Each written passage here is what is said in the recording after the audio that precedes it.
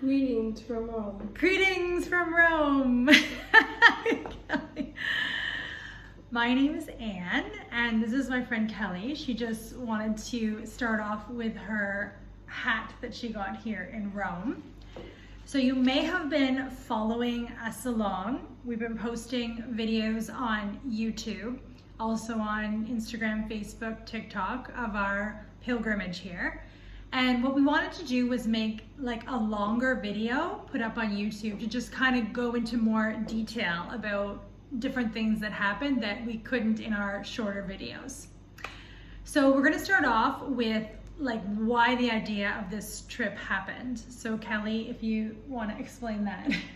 So for my 40th birthday, my parents and siblings got me a gift to Rome. But due to COVID, the original idea was my husband and I were going to go for our 15th wedding anniversary. Keep close the window. Which would have been 3 years ago, but then COVID hit. So we had to delay it, and by the time we were ready to go, my cousin's ability would allow him to go. So I asked Anne, and she said yes. And here we are.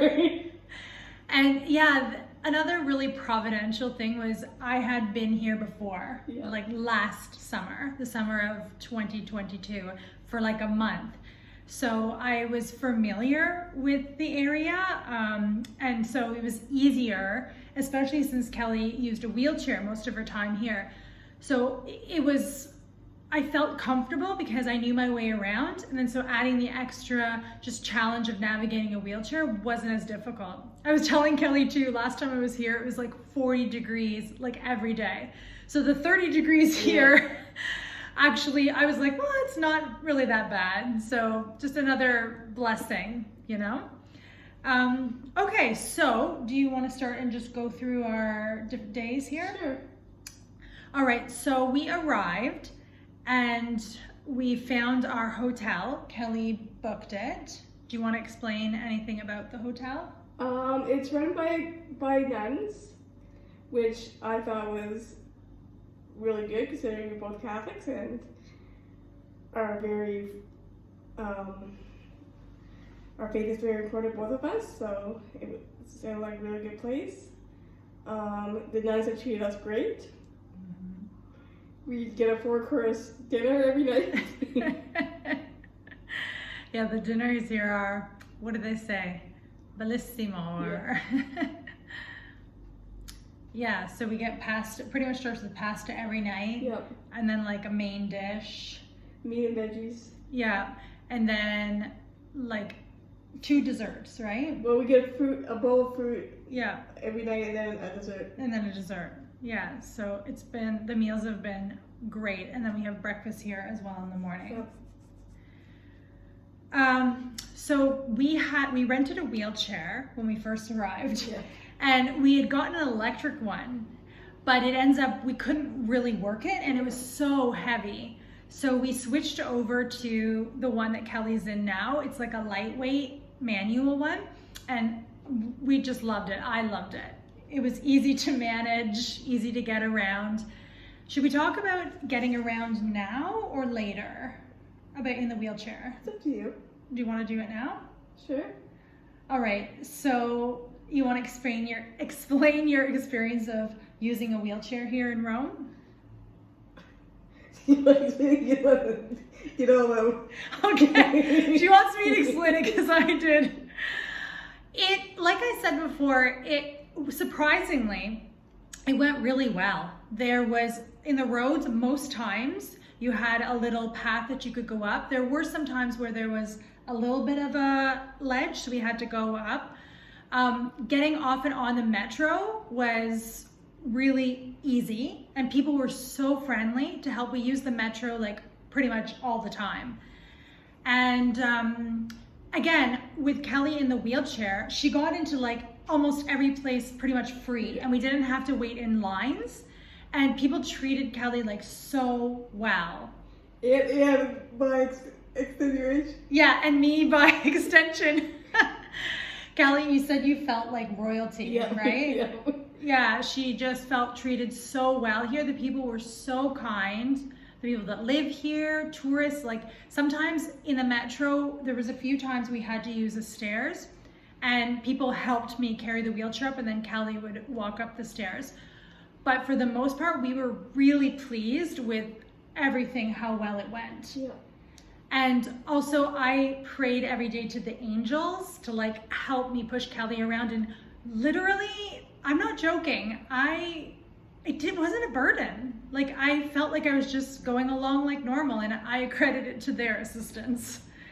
So yeah, that's kind of been our experience with using a wheelchair here around Rome. I have to say the hardest part was the Roman Forum, which is ancient Rome. So it like wasn't built probably for this. And there was just a couple parts where there were huge stones with little cracks in the middle, and it was really, we had to walk on that. Yeah. But again, people helped us all through the Roman Forum when we needed assistance. So yeah, it's been a great experience using the wheelchair. All right, so that's day 1 we arrived. Day 2, we did some things connected to St. Paul. Yeah. Do you have any thoughts about that? We went to the place where St. Paul was buried, as well as the place he was martyred. Yeah, so we thought we'd start off the pilgrimage kind of with the 2 apostles, you know, Peter and Paul. So like Kelly said, the place that he was buried is called St. Paul Outside the Walls. It's beautiful, eh? Just magnificent. And they have chains there he was held in. And then the Church of the Three Fountains is where he was martyred. They have a pillar there marking the spot. And the tradition has that his head bounced 3 times. And at each time his head hit the ground, a fountain of water sprung up. So we got to see that fountain. So that was special. Day 2... No, sorry, day 3 was your day, the best day of her life. Yeah, papal audience. The papal audience. And we better build up to it. Well, if you've seen our videos, maybe you know what happened. So Kelly got as a special area to sit in for people in wheelchairs. So we were sitting there and we were so excited because we were 10 meters. We have a disagreement here. And the cousin thinks it was less than 5. Who? Somebody thinks it's less than 5. Oh my goodness. She says we were 5 meters from the Pope. I say 10 meters. Anyway, watch our short video and you can decide from that picture. So we were just really ecstatic that we were that close. And then all of a sudden they started bringing the Pope like along the row in front of us to greet people, and he was in a wheelchair. And we were like ecstatic. I was like, Kelly, turn around. And we were really close. Then they moved that row of people away. Everybody went away. And we were kind of like, what's happening? And then all of a sudden he started coming down our row and we're flipping out. We kind of didn't know what to do. And then he came up to me and I was just like, I didn't know what to say. So I just said, I love you. You know, like he represents for us Jesus's authority given to him here on earth. And that's what I was saying. Like, I love him and his role that he plays for the church. And what did you say? I said I'd wait a long time to see you. Yeah, she's waited a long time to see him. And it was amazing. It was a real moving experience. Like there's such a history there, and just like touching that history and that like touching God almost on earth in a certain way. So Kelly was just screaming with joy. I was like weeping. We were kind of quite a sight to see as we walked away. But yeah, I was able to get a picture of Kelly, and then the picture of me is like on the internet, so it has a kind of a copyright through it. But if you look at one of the short videos, I'm gonna put that up there. But yeah, it was quite an amazing experience, to say the least. I think for the rest of the day, we were just in shock. Yeah. We ended up touring the Vatican after that, like the St. Peter's Basilica, right? Oh yeah, the Vatican, yeah. Yeah. So we went around St. Peter's Basilica. Yeah. Any thoughts on that? It was just so breathtakingly beautiful. Mm-hmm. Yeah, we were able to go down to the crypt where they have St. Peter's bones. He's buried below the main altar. And we didn't go on the Scavi tour. The Scavi tour, if you ever go to Rome, you can go like deep, deep in the caverns of the old city of Rome and like see his actual bones. But we were pretty close. We were on the other side. All right. Then we took the metro and went to another part of Rome where they have the Church of the Holy Cross of Jerusalem, where they have a lot of relics that they've brought in from Jerusalem, like pieces of the true cross of Jesus, some of the thorns, the nails. So you were able to see that. Yeah. Any thoughts or no? Not that you have. Nothing that I've already said. And then we went to the Sancta Scala, the stairs. Yeah. And that's also believed to be brought from the Holy Stairs, Jerusalem, and they believe it's the stairs that led up to where Pontius Pilate has Praetorium, and people walk that up on their knees. So we were able to kneel on that stairs. Then we went across the road to this church called the Church of St. John Lateran, and it's kind of a famous church because I think the popes lived there before there was a time where they lived in France, and then they moved to the Vatican after that. So it's just kind of a special church. Did they have a piece of the table there, right? From the Last Supper? Yeah. So they, again, brought a piece of the table from Jerusalem of the Last Supper. Okay, day 4 was our cooking class. Yeah. So do you want to explain that?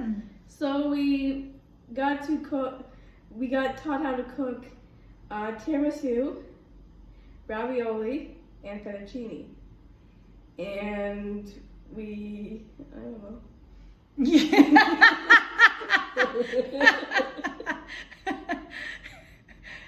Did you like it? Of course I did. Yeah, it was Kelly's idea. Yeah. And I kind of like, go ahead. My husband said when he couldn't go, and I asked Anne, and Anne was like, okay, I want to go, but I can't. I think what you said was you lived on tuna, and you're talking about, yeah, when I normally go on a pilgrimage, if you've watched my past videos, I eat like hardly anything, and it's all cheap grocery store. So that's what I told Kelly, like that's what I was gonna eat, but Kelly wanted us to experience Italian food. Well, that's what I was all for it, but John wanted you to eat well. No, I think he wanted Italian recipes. Oh, Italian recipes. Okay. So if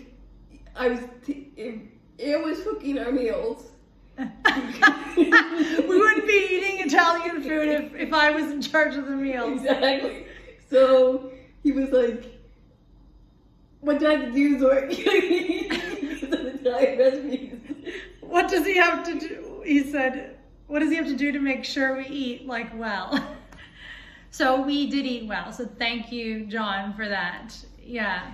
So going to that cooking class was part of learning like the Italian food, and it was really neat eating the food we made, especially seeing how the fettuccine was made and how it just like turned into strings before our eyes.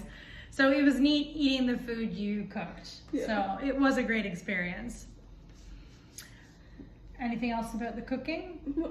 Okay, so we had some time after that, which we tried to pack like everything in as much as we could. So we kind of went around the streets of Rome, and we visited the Pantheon, which is a famous Roman structure, I think one of the oldest buildings, converted into a church, like amazing, a huge dome with a circle in the middle. We visited the Church of St. Maria Minerva, where they have Catherine of Siena. Her body is there, and the Michelangelo's resurrected Jesus. We visited, what's that church name? Oh, you missed the Chapel of the Bones. Oh, that's what we did first. We did the Chapel of the Bones first? Yeah. Oh yeah, we'll do that, say that after. I forget the name of the church that has the head of John the Baptist. Do you have it on your computer? Maybe. Okay, we're gonna look that up. So there's a beautiful church in Rome. It's kind of, I think it's St. Sylvester in Capita or something. Yeah, I think that's it. And they have what's claimed to be the head of John the Baptist, even though I think there's 2 other churches and a mosque that also claim to have his head, but it's pretty neat to see. And then, then also Kelly mentioned, we got ice cream too at a famous ice cream place, Gelato. I forget the name of it, Gelatini or something, that is from the movie Roman Holiday with Audrey Hepburn and Gregory Peck. And then we went to, Kelly, we forgot to mention before the cooking class, we went to a crypt where they have Franciscan friars, and they have the chapels are made of bones. And it's kind of creepy, and they don't really know why. There's guesses of why they did this, and they think it was done obviously respectfully, but there's bones of 4,000 friars there, and it's really it's kind of neat to see, in a I don't know, for me, because I like the concept of the afterlife and that kind of, so in that sense. But yeah, I don't know your thoughts about it. Anything? I thought it was done really tastefully. Yeah. But anyway, it was just kind of a neat thing to see. Do you want to go into the next day? Day 5 of Rome was filled with Vatican museums and the Sistine Chapel. And then we had, I believe we went to St. Peter's and had Adoration of Mass. Mm-hmm. But my favorite part was when I got to pay it forward. And that was something was done for me. And her only request when she did it was to tell me one day to pay it forward. And from that point on, I've always looked for a way to do that. Mm-hmm. Yeah, so we were thinking of an idea of how to help Kelly fulfill her dream, her kind of, what would you call it? Not dream, your, I forget the word for it. Anyway, to pay it forward, because it was done to her. So we thought of getting food, and then we passed it out to people that we met on the streets here in Rome. Yeah. It was very, very moving. And then we had some left over for 2 days after, right? Yeah. And it was one of really a touching experience here. I also wanted to add, though, how well we were treated at the Vatican museums. Yeah. Remember? They, again, treated us just beautifully. Yeah. We got helped into certain places, into the Sistine Chapel, and we got to stay there. You wanted to stay there longer, right? Yeah, of course I did. Oh, it's breathtaking. What Michelangelo painted there, and we saw Raphael's paintings and things. It was, and yeah, they just treated us so well. Yeah.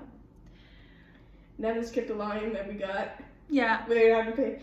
We paid a guide because I felt important for us to have someone that knew the museums and the Sistine Chapel.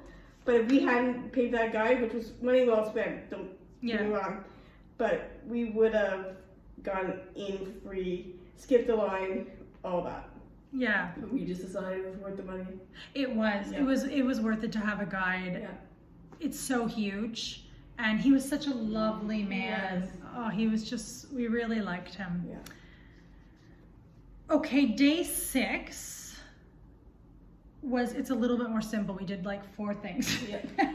Simple isn't easy to explain it, but we went around. We went to the Colosseum. Yeah. Again, we got right in. The Roman Forum, which was the heart of ancient Rome, where business, commerce, law, politics, everything was done there. That was the harder one to navigate, but we were able to get around to a lot of places. Then we went to the Trevi Fountain. It's a famous landmark, and Kelly threw her coin over so that she comes back to Rome. And then the Spanish Stairs. Which I was surprised was probably my favorite of the 4. Really? The Spanish Stairs? Yeah.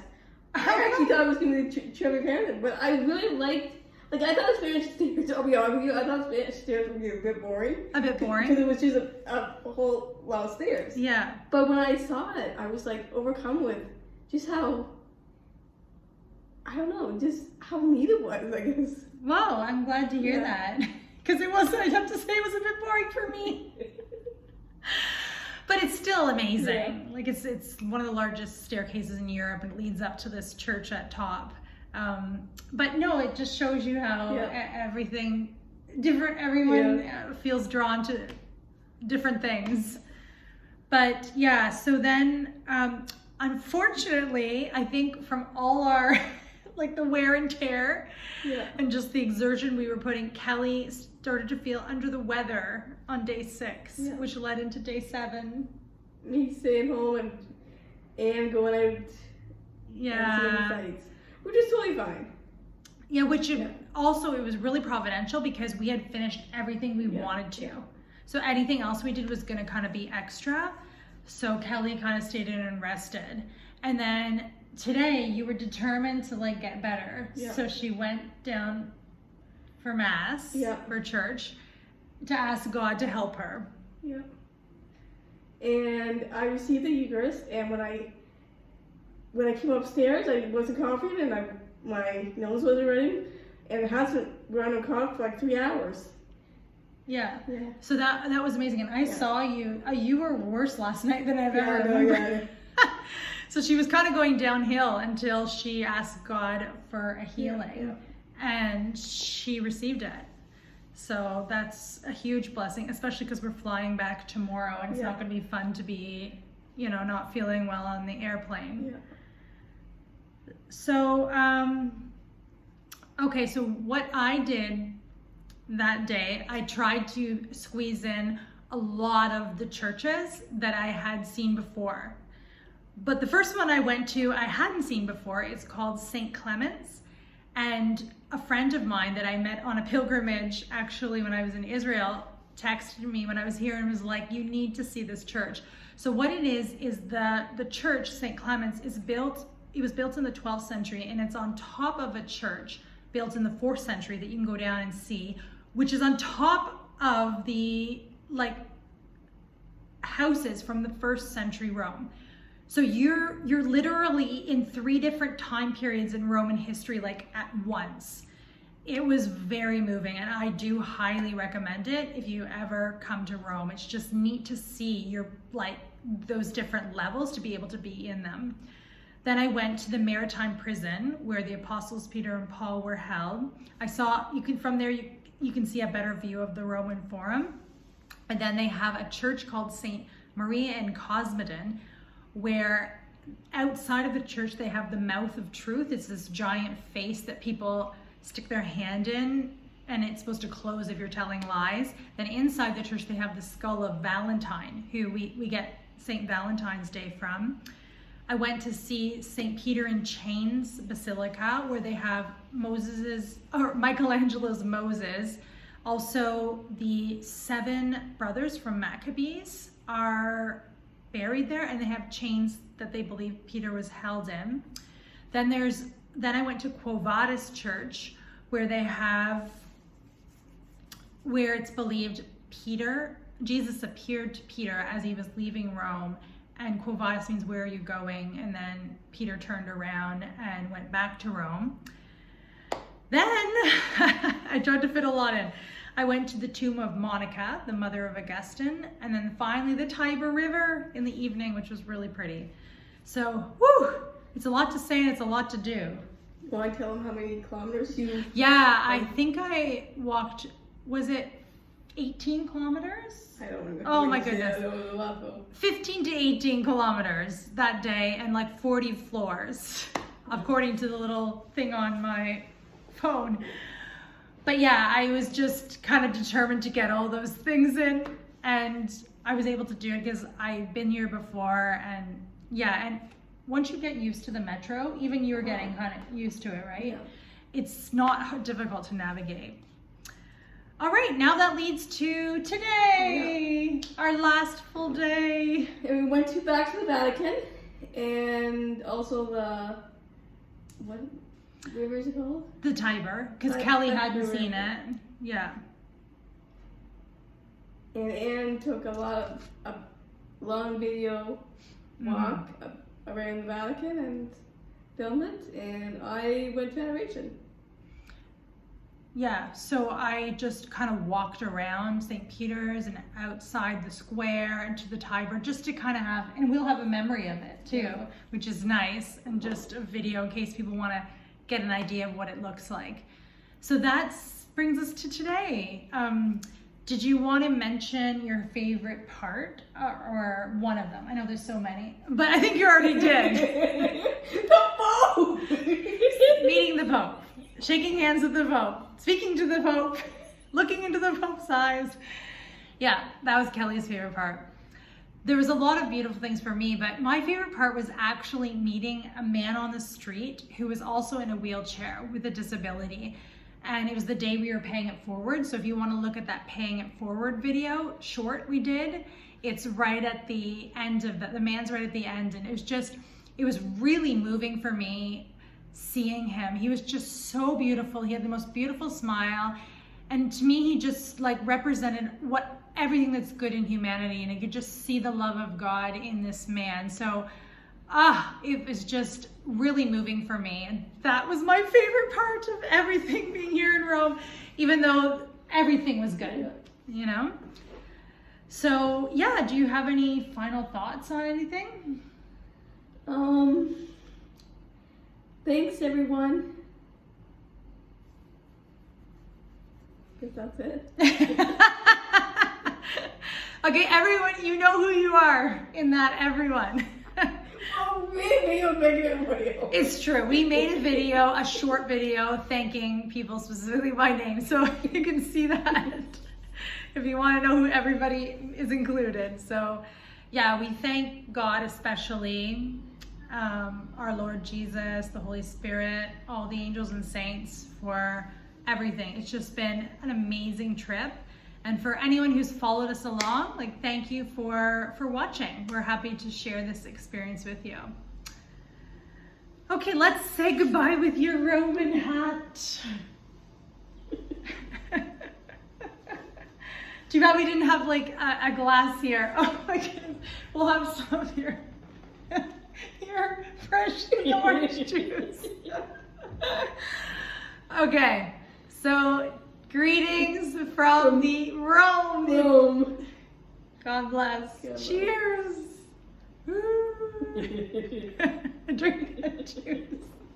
I can't get it. Okay. God bless. Okay, Bye. buddy.